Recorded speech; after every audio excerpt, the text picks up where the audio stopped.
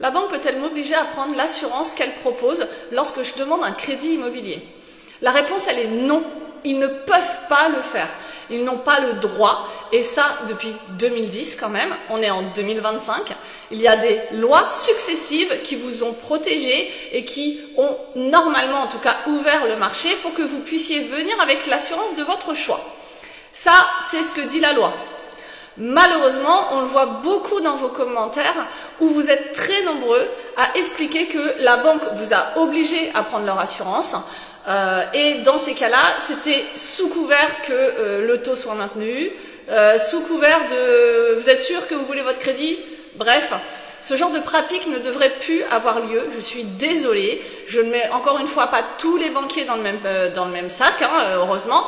Il y a des conseillers bancaires qui justement, eux, comprennent l'importance de l'assurance et qui, lorsque l'assurance ne peut pas proposer quelque chose de vraiment intéressant en termes de garantie, en termes de formule d'indemnisation, ou tout simplement d'accord, quand on a des soucis médicaux, quand on a une profession vraiment spécifique, quand on fait du sport à risque, ce genre de choses, quand elles ne savent pas le faire, en règle générale, elles sont normalement obligées, en tout cas, de vous dire que vous pouvez trouver l'assurance par vous-même.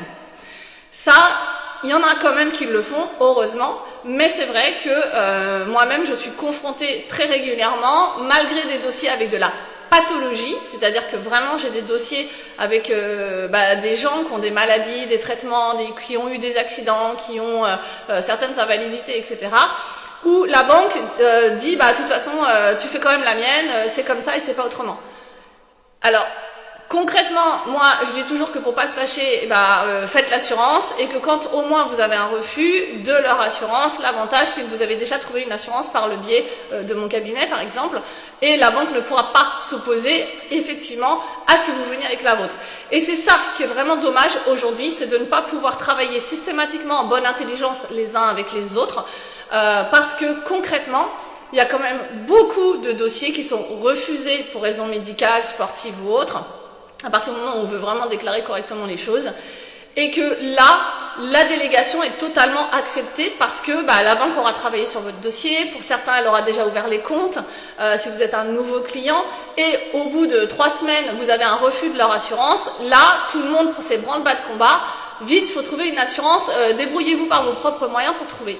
Donc voilà, là, moi ce que je vous invite à faire dans ces cas-là, c'est de nous contacter d'abord, ou en même temps au minimum, pour dire voilà, est-ce que avec ma pathologie je peux trouver une assurance, on va faire les recherches, je prends des frais de dossier, j'en ai déjà parlé beaucoup aussi, mais en revanche, vous aurez un accord que vous pourrez présenter à la banque si l'assurance de la banque évidemment vous refuse, si elle ne vous offre pas autant de garanties que ce qu'on pourrait trouver, si le prix est juste exorbitant par rapport à ce que vous avez et ce que nous on pourrait trouver. Ça m'est déjà arrivé de trouver des dossiers où la cliente n'était assurée qu'en décès à la banque pour 41 000 €.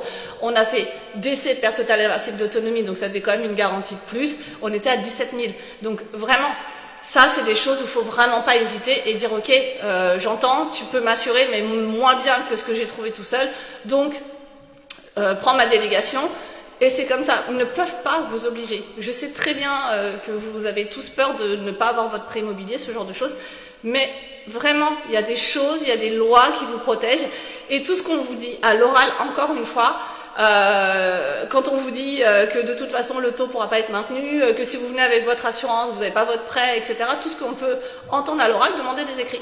Et vous verrez, il n'y en aura pas. Il n'y aura pas d'écrits. Donc je sais que ce n'est pas forcément évident, mais essayez quand même, parce que vous êtes protégés, les lois sont avec vous.